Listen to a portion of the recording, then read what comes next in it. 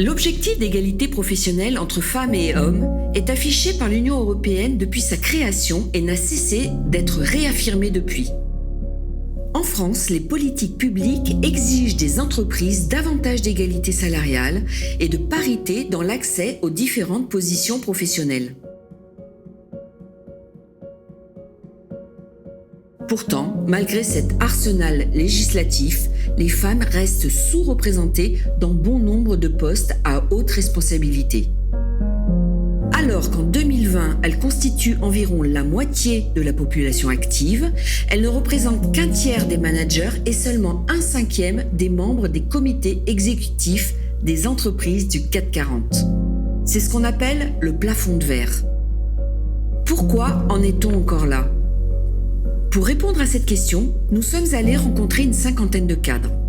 Ces entretiens ont tous été enregistrés et des extraits seront ici joués par des acteurs et actrices. Ces cadres sont top managers dans de grandes entreprises particulièrement engagées en faveur de l'égalité professionnelle. Elles ont toutes obtenu différents labels, signé des chartes, des accords égalité. Pourtant, tout cela ne suffit pas pour parvenir à une égalité effective de traitement entre les femmes et les hommes. Il y a plusieurs explications à cela. Dans ces métiers, pour progresser professionnellement, les cadres continuent de devoir se plier à certains codes construits au masculin et qui s'avèrent donc discriminants pour les femmes. Une de ces normes est celle du surinvestissement professionnel et de la disponibilité permanente.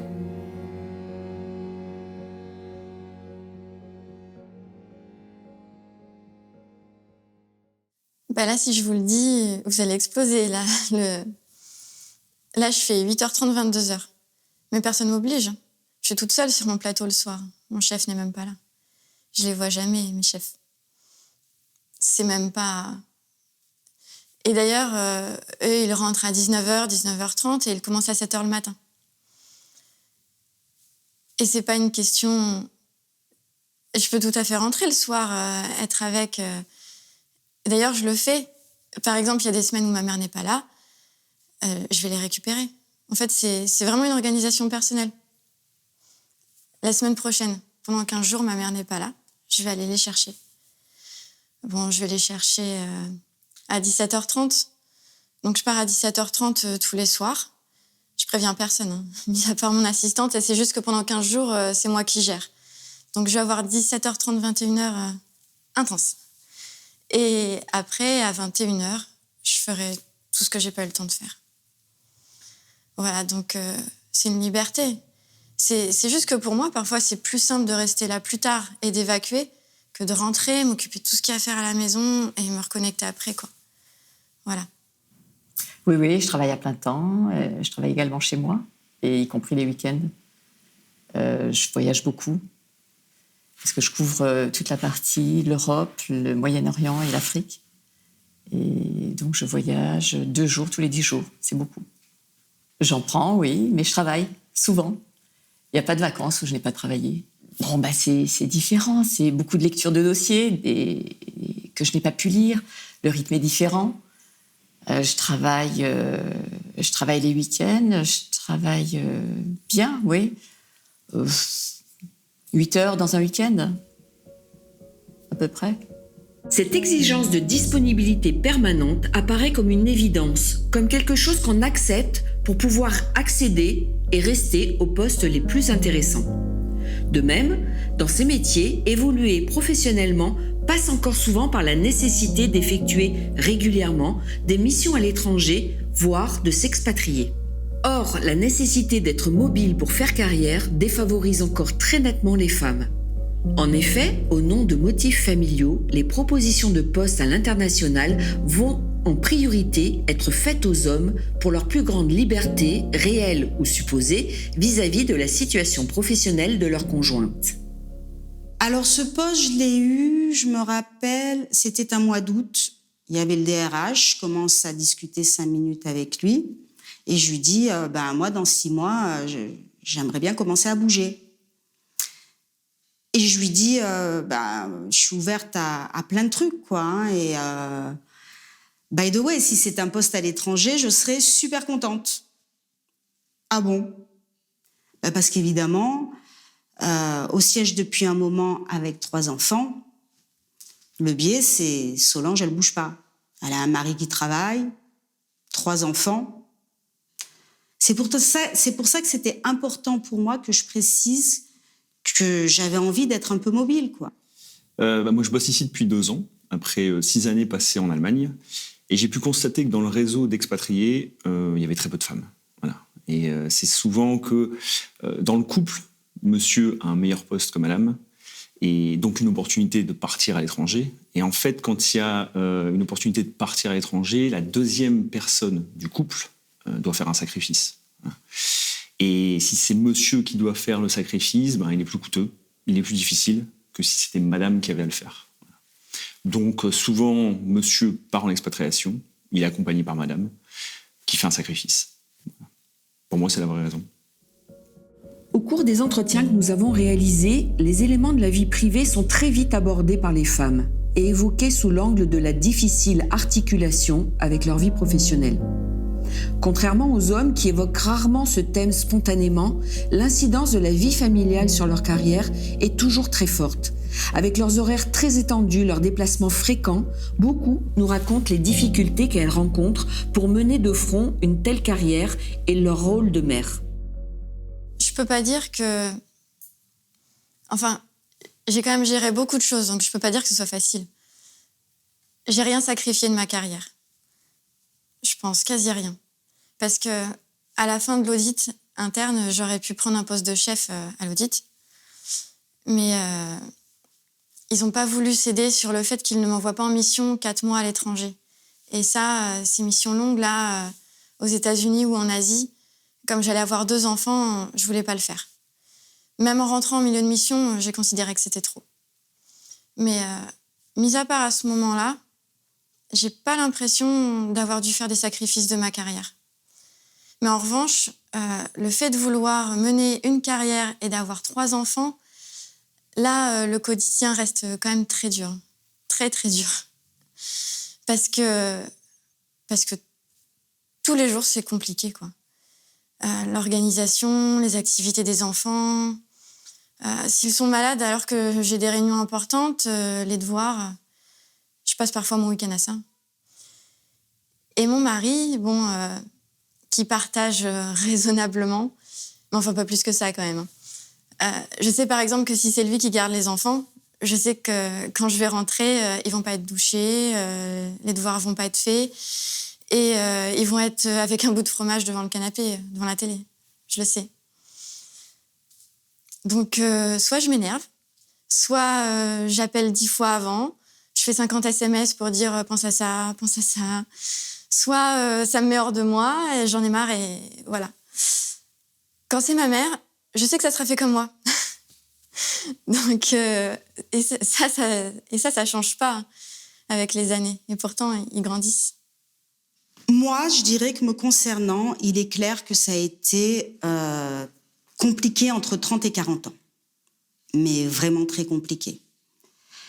J'ai 3 enfants, j'avais un mari qui ne m'aidait absolument pas.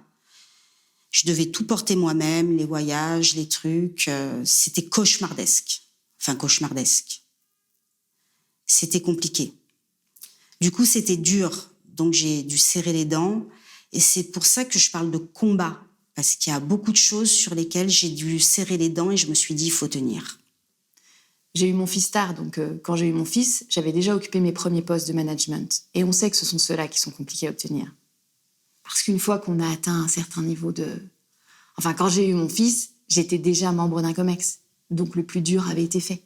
J'avais pu bosser mes 20 heures par jour, 7 jours sur 7, ce que j'aurais pas pu faire si j'avais eu des enfants à ce moment-là. Aujourd'hui encore, les politiques des entreprises visant l'équilibre des temps de vie ont du mal à se mettre en place. Si la mise à disposition de certains services se développe, ils ne paraissent guère à la hauteur des enjeux et des besoins réels. En revanche, d'autres mesures comme l'optimisation des réunions ou le bon usage des emails ne sont, la plupart du temps, pas appliquées. Sur la question de l'équilibre avec la vie privée, Moi, je dirais que toutes ces initiatives qui sont faites pour vous dire on vous met en place une conciergerie, des choses comme ça, c'est un peu superflu. Avoir son panier de légumes en bas de l'immeuble, c'est bien, mais la moitié de mes collaborateurs prennent le métro et je les vois mal porter un panier de légumes dans le métro. En revanche, si on nous mettait des crèches dans l'entreprise, mais ça n'existe pas du tout ici. Après, il y en a qui vont trouver ça chouette d'avoir le pressing sur place, mais ce n'est pas du tout ce qui va aider la majorité d'entre nous. Moi, je m'étais fixé comme règle de dîner à la maison avec mes enfants tous les soirs. Eh bien, il y avait des réunions, souvent, qui s'éternisaient jusqu'à 20h, 21h. Et il y avait un malin plaisir de la part de mes associés de commencer des réunions à 19h. Je leur disais, mais non, si vous faites votre réunion à 19h, ben moi, je partirai à 19h30. Et du coup, ils disaient devant tout le monde, devant tous les jeunes, là, à la cantonade, « Ah oui, c'est vrai, on avait oublié que t'étais aux 35 heures. » Ben voilà. Dans ce contexte qui ne permet pas aux femmes de continuer sereinement leur carrière lorsqu'elles deviennent mères, certaines préfèrent renoncer à certains postes pour mieux concilier leur vie professionnelle et familiale. Ainsi, nombre d'entre elles sont amenées à faire des choix qui, de facto, les pénaliseront en termes d'évolution professionnelle. Ben, s'il y a un problème, il faut être là, il faut pouvoir être disponible, il faut rester. Non, puis à un moment donné, quand vous êtes en vacances, vous êtes connecté, même pendant les vacances, machin. À un moment donné, ça va bien, mais enfin, moi, avec 3 enfants, c'était non, quoi. Alors j'aurais pu le faire, hein. J'aurais pu le faire, mais au détriment d'autres choses. Non, pour le coup, l'équilibre vie pro, vie perso n'est pas du tout, clairement. Mais moi, j'ai du mal à y croire, de toute façon, un équilibre vie privée, vie professionnelle. Ah, on en parle beaucoup depuis plusieurs années, notamment ici, avec les engagements pour l'équilibre vie pro, vie perso. C'est carrément... Oui, personne ne respecte ça. C'est carrément... oui, un truc, des fois, s'afficher dans les bureaux. Voilà, en gros, plus on en parle et moins on en fait, quoi. C'est vrai que c'est marrant parce qu'on dit j'ai fait le choix de ne pas aller plus loin. Ben, en fait, on ne fait pas le choix de ne pas aller plus loin. Le choix s'impose de lui-même. Le choix s'impose de lui-même. Par exemple, à l'arrivée d'un 3e enfant, comme pour moi, je me suis dit, mais là, si tu veux voir grandir ta 3e, chose que tu n'as pas vue avec la 2e, par exemple, eh ben, il faut arrêter. Parce que c'est pas jouable, quoi. Alors moi, pendant 10 ans, c'est moi qui ai tout géré, mais tout. Parce que mon ex-mari, il était clairement jamais là.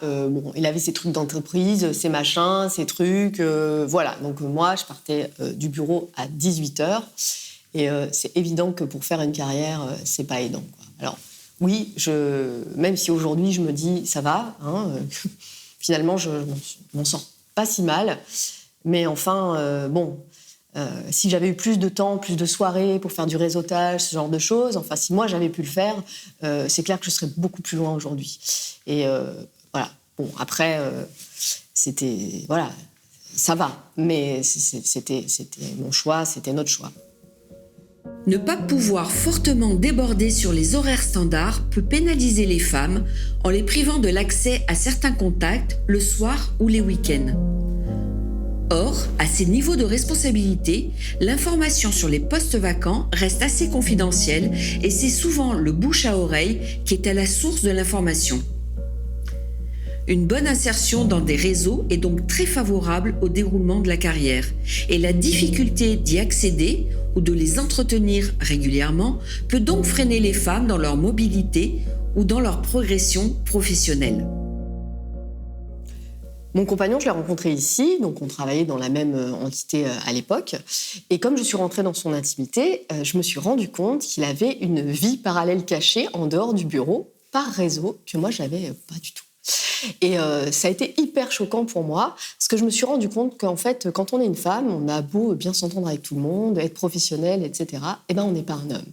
Et comme on n'est pas un homme, on ne reçoit pas le soir le petit SMS caché, les petits mails cachés, tout ce genre de choses en fait. Et c'est incroyable, il y a une espèce de connivence masculine où ah ben tiens, tu sais qu'il y a tel machin qui va se libérer, ah tiens, il y a tel truc, ou j'ai vu passer ce projet, je pense que ça pourrait t'intéresser. Voilà, tout un réseau en fait. Et moi j'étais quand même...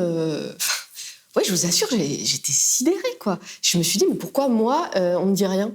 Parce que cette personne, quand on voit les messages, moi, je la connais fort bien. Enfin, on travaille ensemble, on s'entend super bien, on a même déjeuné ensemble, etc. Et moi, je ne fais pas partie de la boucle. Et c'est incroyable. Voilà, il y a...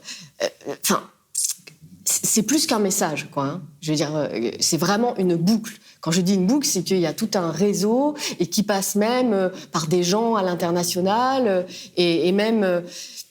Après, je peux comprendre qu'entre hommes, c'est peut-être plus facile qu'entre un homme et une femme parce qu'on peut peut-être imaginer qu'il y aurait de la drague ou je ne sais quoi.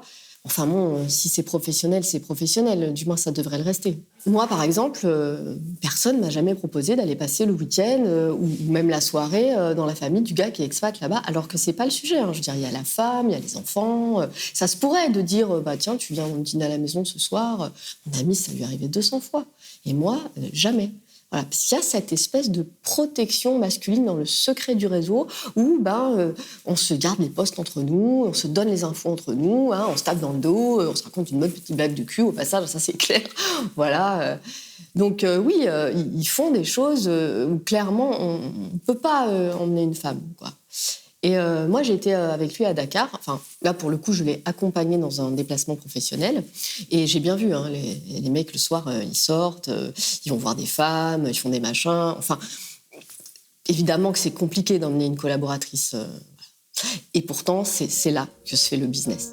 Pour lutter contre les inégalités, au début des années 2000, de nombreuses entreprises vont passer d'une approche de lutte contre les discriminations, envisagée en termes d'égalité et de justice, à une approche en faveur de la diversité, qui rime avec efficacité économique.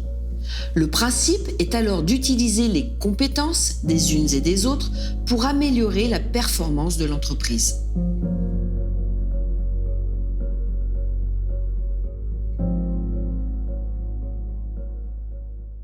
Ce qui est clair, et toutes les statistiques le montrent, c'est que plus il y a de mixité dans l'entreprise et plus il y a de performance.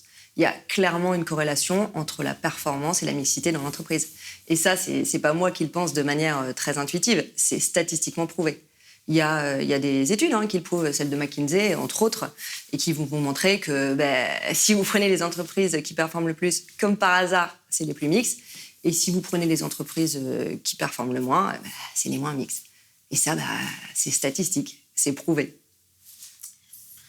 Ce que je vous disais aussi, ce qui est sûr, c'est que plus on a de la mixité dans une équipe, et plus on a des visions et des comportements différents.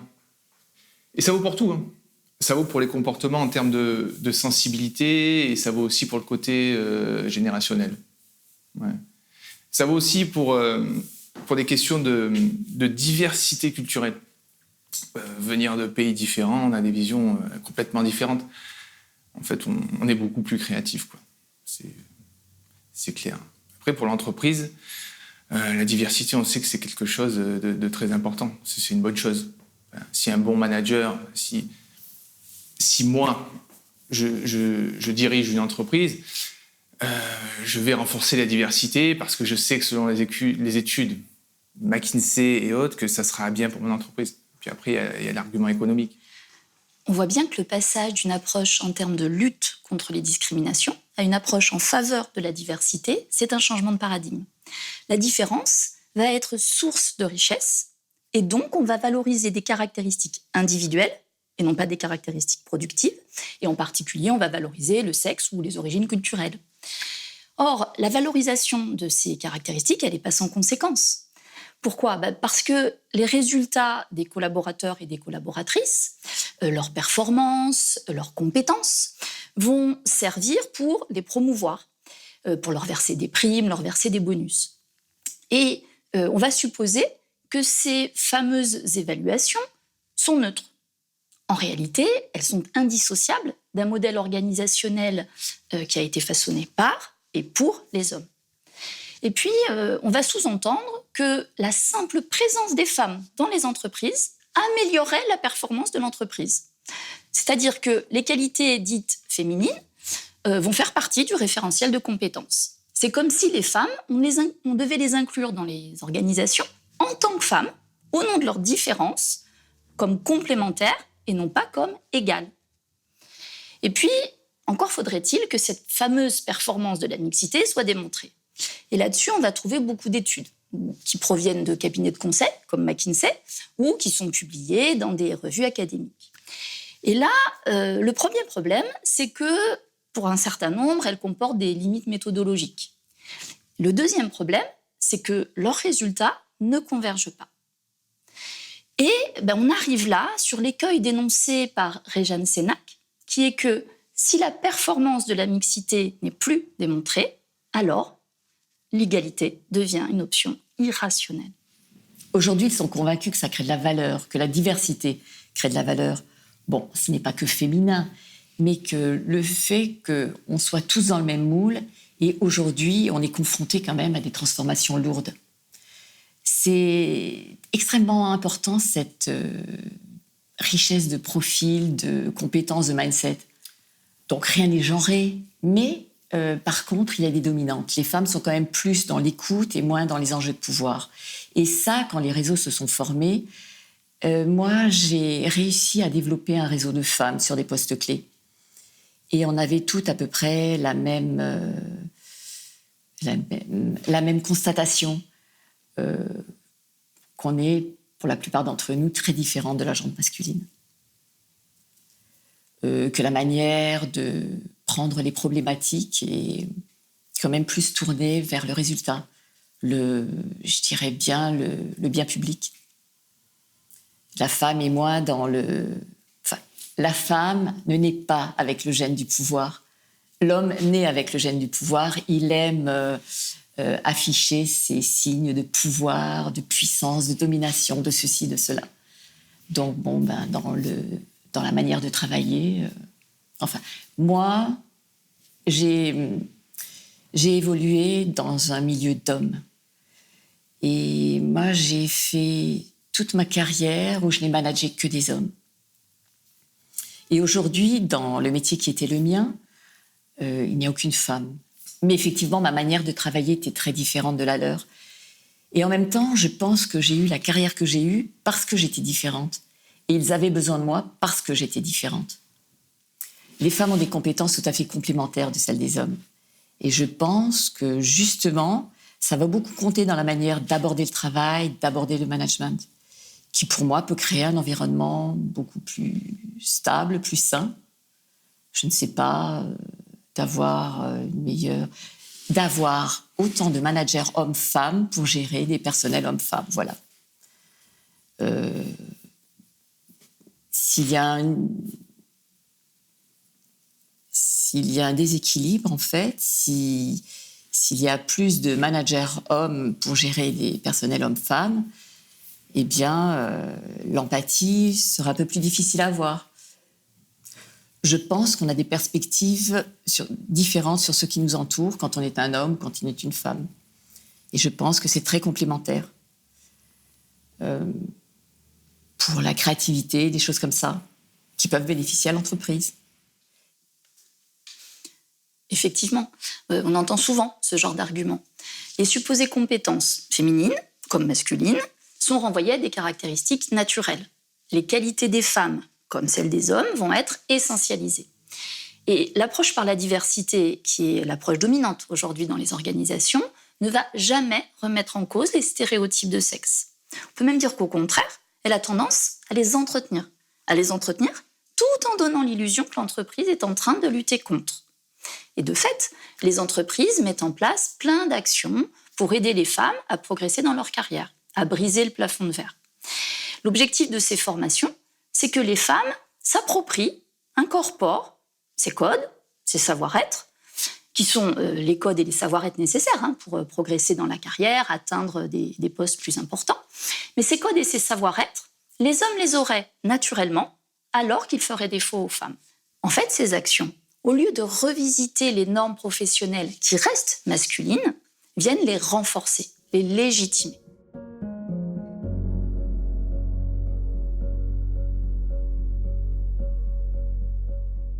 Moi, je pense qu'il faut donner de compétences aux femmes.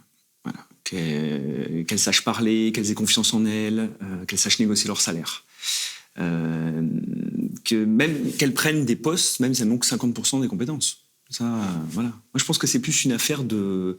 C'est comportemental. Alors, nous, notre boulot, c'est que les femmes, elles se fassent connaître, qu'elles s'affirment, qu'elles aient confiance en elles. Et du coup, on va les faire travailler sur elles avec des coachs. On va leur permettre de développer un réseau. On les met en situation. On va décliner tout un tas, je dirais, d'actions et d'activités qui vont leur apporter soit davantage de confiance en elles, soit qui vont leur permettre de développer leur réseau et de mieux oser exprimer leurs souhaits. On organise des conférences à forte valeur ajoutée. En général, il n'y a pas moins de 100 personnes à ces conférences. Donc c'est vrai que ça va leur permettre de réseauter. Parce que c'est ça l'objectif, c'est de permettre à des femmes qui ne sont pas naturellement enclines à réseauter, développer leur réseau. Et du coup, développer leur projet de carrière. En fait, on va aussi leur apprendre les règles du jeu. Parce que, naïvement, des fois, on croit que c'est son gestionnaire individuel de carrière qui va nous permettre de trouver du boulot. Mais en fait, non, c'est pas du tout comme ça que ça se passe. Non, ça serait, en fait, si c'était la RH qui nous aidait à trouver un job. Non, en fait, ce qui va marcher, c'est le réseau. C'est le réseau qui fonctionne. Après, qu'est-ce qu'on fait ? On va aussi développer tout un tas d'ateliers de développement personnel. On en a 35 par an. Et là, on va faire travailler les femmes avec des coachs pendant 2 heures sur un sujet. Alors là, on va développer des sujets de soft skills, c'est-à-dire de confiance en soi, de marketing de soi, comment s'affirmer dans l'échange, comment oser dire non à son patron, comment demander une augmentation et aussi, tout simplement, définir son projet de carrière.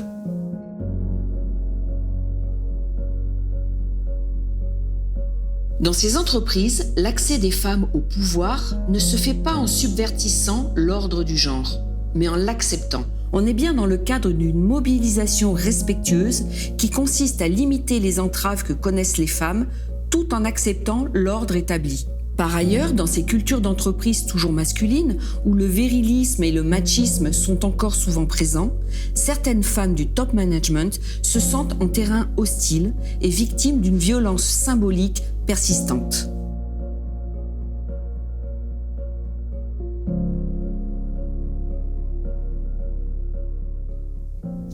C'est vrai qu'une femme, on lui pardonne rien quand même. Alors qu'un homme, il peut être beaucoup moins performant, il peut même être parfois beaucoup moins sérieux dans certaines attitudes, ça posera pas de problème. Et moi, ce qui m'ennuie, et je vois pas comment on peut trouver de solution à ça, c'est cette problématique autour de la posture. Quand on est une femme et qu'on a envie d'être soi, moi par exemple je suis quelqu'un de rigolo, mais je suis aussi quelqu'un d'ultra performant dans mon travail, enfin je pense. J'ai des compétences marketing qui sont très très au-dessus de la moyenne de ce qu'on retrouve chez les gens, chez beaucoup de gens ici. Mais je suis quelqu'un de rigolo. Enfin, moi je me marre tout le temps, je dis des conneries tout le temps, je dis des gros mots, ça me porte un préjudice terrible. Voilà. Alors que je serais un homme, il y aurait aucun problème, mais aucun problème. Et comme dit ma coach, en plus, comme je suis pas trop moche, alors voilà, il suffit que j'arrive avec mon petit tailleur, mes petits machins et tout, et pourtant je suis plus toute jeune. Mais voilà, d'emblée, c'est la petite pépette qui arrive, et face à des mecs qui ont 50, 60 ans, je suis pas prise au sérieux, d'office. Voilà, c'est terrible, quoi. Par exemple, un des derniers mouvements qu'il y a eu chez nous, donc une femme intègre le comité exécutif. Donc voilà, elle doit faire sa première présentation devant le comité exécutif elle commence et elle décide de s'accrocher à une anecdote du quotidien. Donc elle explique que dans le week-end, elle est allée chez le coiffeur et sa coiffeuse lui a dit tel truc. Enfin bref, moi j'ai trouvé ça super intéressant. Je trouvais que c'était très sympa parce que ça mettait bien en lumière le lien sur ce qu'il faut faire ou pas faire et tout. Bon. Passe après elle un gars. Le type arrive, vieux de la vieille, il est au comité exécutif, tout. il commence sa présentation en disant « Oh ben moi, évidemment, ce week-end, je suis pas allée chez le coiffeur. » Voilà. Alors bon, comme il était chauve, tout le monde... c'est pas la question, absolument pas. Et d'ailleurs, après, plein de gens sont venus me voir et ils m'ont dit « Mais c'est odieux !» Enfin, et je vous le dis franchement, même des hommes sont venus me voir. C'est odieux. Voilà. Mais c'est comme ça. Et malheureusement, aujourd'hui, il y a encore des femmes qui sont confrontées à ça. Ouais. Je vais vous raconter une anecdote qui m'a frappée. Voilà. Ça, c'est un collaborateur qui a travaillé chez nous toute sa vie. Il est directeur de territoire, il dirige 150, 200 personnes. Et à un moment, on a travaillé ensemble. On était en Allemagne et je faisais une présentation à Bonn devant tout le staff IT international pour expliquer ce qu'on faisait dans le domaine du digital. Franchement, je fais une super présentation. Très claire, très bien. Parce que bon, pour que tout le monde puisse comprendre dans ce domaine, c'est pas facile. J'ai réussi à faire un truc un peu imagé, vivant, sympa, quoi. Et je sors de cette réunion et tout le monde me dit « Franchement, c'était super, c'était très intéressant, on aimerait en savoir plus. »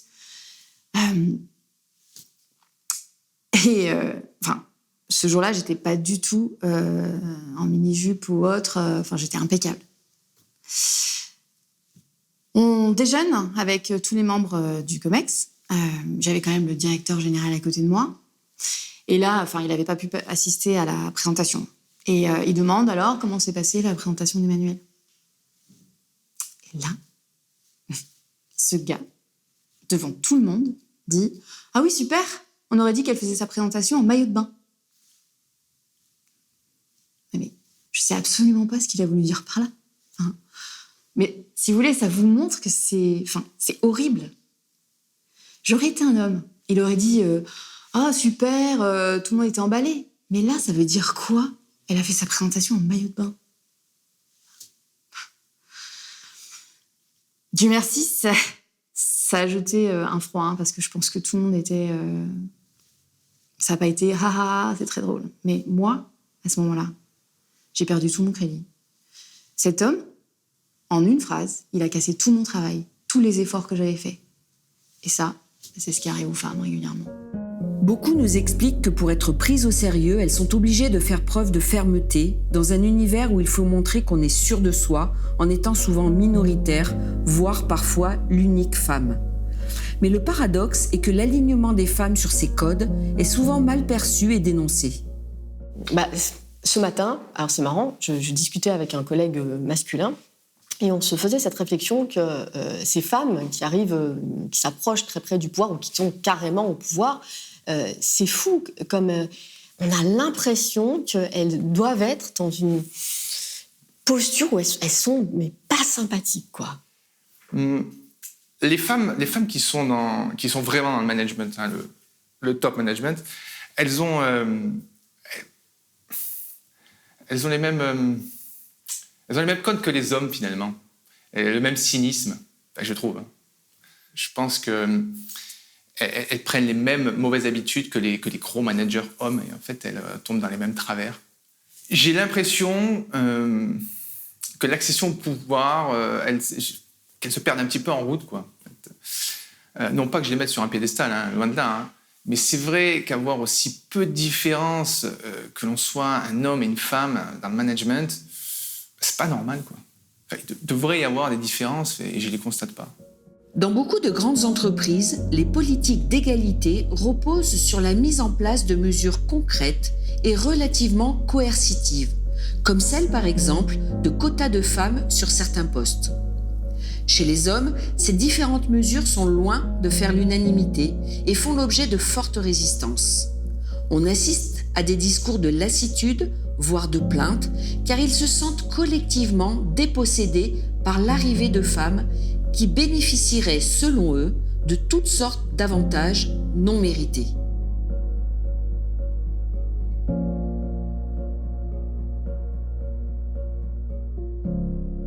Le truc, c'est qu'ils disent, je suis un homme blanc, j'ai 50 ans, du coup, je serai jamais promu. Alors ça, mais je n'arrête pas de l'entendre. Hein. Et d'ailleurs, moi, désormais, mes amis qui sont soit en passe d'entrer dans le comité exécutif, soit en passe d'en sortir, en fait, ils sont là à dire, oh là là, et moi, je suis un homme, je suis blanc, je suis pas homosexuel, je suis pas une gonzesse, donc voilà, je progresserai plus jamais. Ouais, non, je pense que ce qui fait résistance, c'est les habitudes, les normes, les choses qui ronronnent. La résistance, elle existe partout, hein, parce que le changement, c'est pas naturel. Puis aussi, tout un discours autour des salaires, des nominations, des augmentations, ce que les gens appellent eux-mêmes la discrimination positive. Et ça, dans discrimination positive, il y a discrimination. Et il y a tout un discours D'incompréhension. Ouais, d'incompréhension et de sentiment d'injustice. Quoi, c'est pas un service qu'on rend aux femmes, parce qu'on nommerait comme par magie des gens incompétents, des femmes incompétentes. Voilà quoi. Et ça, c'est très très présent. C'est ce que moi j'appelle la fatigue de la diversité. Il y a tout un discours proactif sur l'inclusion, la diversité. Je caricature, mais en fait, l'homme blanc de 45 ans, il n'en peut plus en fait. Il estime qu'il est mis de côté. Les hommes se considèrent, en quelque sorte, victimes d'une avancée sociale dont ils se sentent exclus et la vivent comme une menace pour leurs acquis, alors même, rappelons-le, que leurs conditions d'emploi et de carrière demeurent globalement toujours plus favorables que celles des femmes. Ces hommes blancs, d'un certain âge, ont l'impression que des opportunités leur échappent. Se sentant désavantagés, ces hommes remettent souvent en question la légitimité de leurs consoeurs, puisque ces mesures consisteraient à les promouvoir parce qu'elles sont des femmes.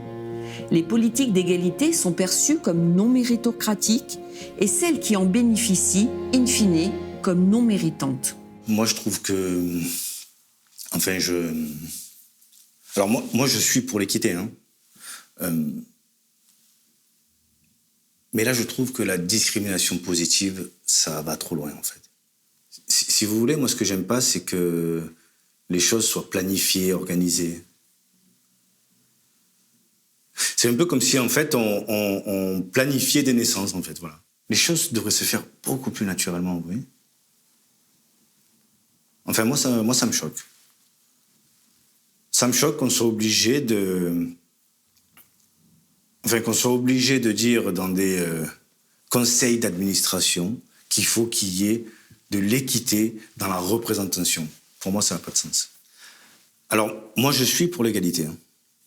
Moi, je trouve que l'égalité, c'est bien. Mais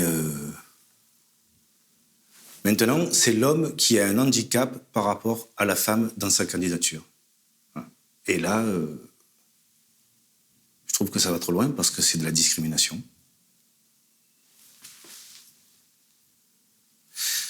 Et puis honnêtement, on ne va pas refaire 50 ans d'histoire. Après, moi, je veux bien rêver. Hein. Mais on n'est pas dans un monde de bisounours, non ?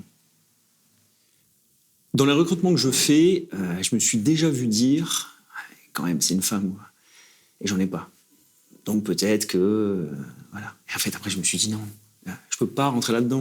Hein. Moi, je peux pas rentrer dans le principe des quotas. Hein. Je veux pas rentrer là-dedans. » Oui, il y avait une collaboratrice, là, il y a longtemps. Hein. J'avais 5 collaborateurs. Une seule femme. Voilà. Et j'avais shortlisté 2 personnes. Un homme et une femme. Et finalement, j'ai pris l'homme. J'ai pris l'homme pourquoi ? Parce que ça a matché beaucoup plus facilement. Et c'était peut-être un peu par confort par rapport à l'autre collaboratrice aussi. Et ici, on voit... et alors moi, je trouve ça sidérant. Et on voit un nombre de boulets. Alors quand je vous dis boulets, c'est des gens... On se dit, mais comment ils ont fait pour arriver à des places comme ça ? Ils ne sont plus du tout dans la performance, ils sont complètement à côté de la plaque. Une femme, jamais. Mais chaque femme qui a une place de responsabilité, je peux vous dire qu'elle y arrive avec les dents. Hein. Et c'est très rare d'en voir une qui ne mérite pas sa place. Donc quand même, il y a un truc là. Je veux dire, moi ça m'interroge. Oui, c'est vrai, elles y arrivent à ces places. Mais bon... Certains managers refusent donc, alors même que l'entreprise les y incite, de se soumettre à une politique de quotas. La résistance opère également face aux dispositifs de rattrapage salariaux en faveur des femmes, destinés à compenser des disparités de salaires non justifiées. Ainsi, les enveloppes spécifiques permettant ces rattrapages sont parfois considérées comme des augmentations abusives. Par exemple, la prime octroyée aux jeunes mères lors de leur retour de congé maternité n'est pas vraiment comprise par tous comme une neutralisation de l'effet négatif de ce congé sur leurs revenus. Au contraire, certains d'entre eux considèrent cette prime comme une augmentation injuste puisqu'elle, je cite, ne concerne pas les jeunes pères. Si ces mesures posent souvent problème, c'est qu'elles contreviennent au principe de rémunération de la performance au mérite individuel. En conséquence, ces enveloppes sont parfois détournées de leur objectif initial, et ce, d'autant plus que les règles d'attribution restent opaques.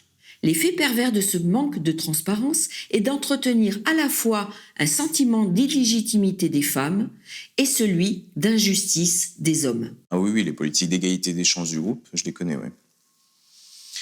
Et c'est même dramatique parce que même on en joue, quoi.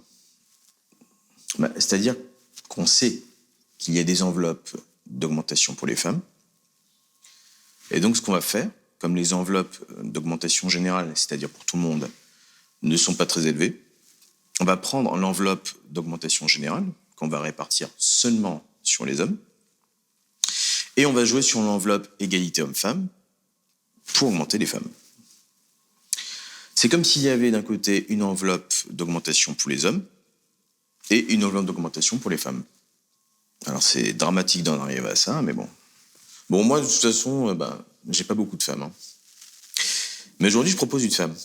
Et on me dit, ah bah oui, elle, ça fait 1 an et demi qu'elle est de retour de congé maternité. Donc elle est éligible en fait à une enveloppe spéciale retour de congé mat. Alors, ça fait 1 an et demi, mais bon, moi j'ai dit, super. Du coup, clac, je mets sur cette enveloppe.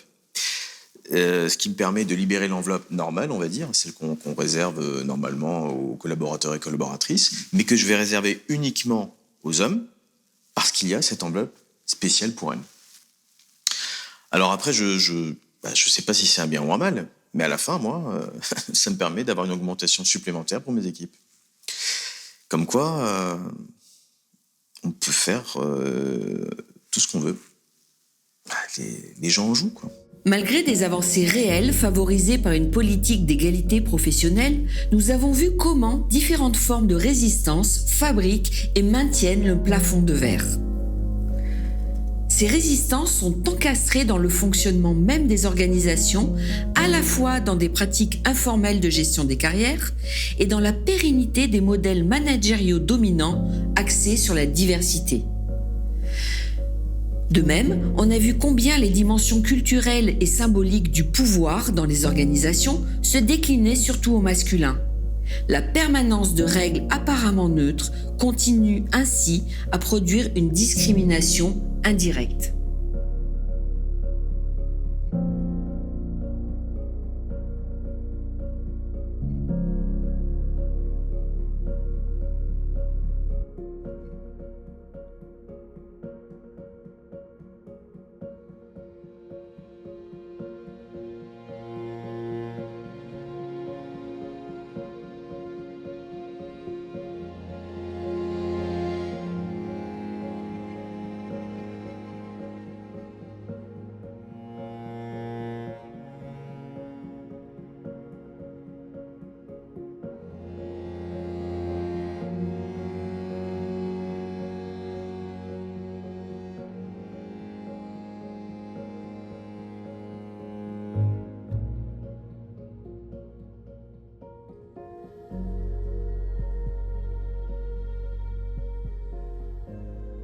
C'est une drôle de question, ça. J'en sais rien.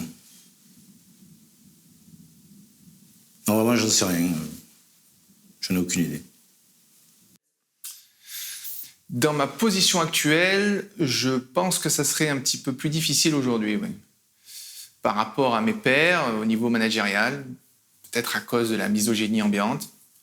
Après, sur le plan personnel, est-ce que j'aurais le courage d'accepter ce que ma femme a accepté ? Je ne sais pas. Je veux bien prendre un joker.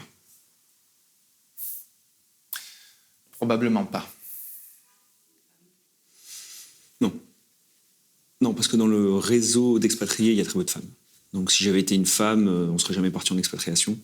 Et mon parcours aurait été différent. Ouais. Donc on peut dire que je dois beaucoup à ma femme. Je dois une partie de ma carrière à ma femme. Je sais pas. C'est vrai que dans les faits, il y a beaucoup moins de femmes que d'hommes à mon niveau de hiérarchie, qui d'ailleurs n'est pas si haut que ça.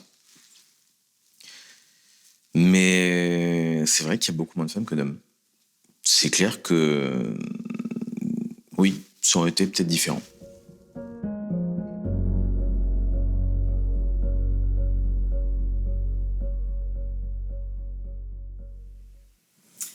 Je pense que ma carrière a été facilitée parce que je suis une femme. Franchement, je sais pas.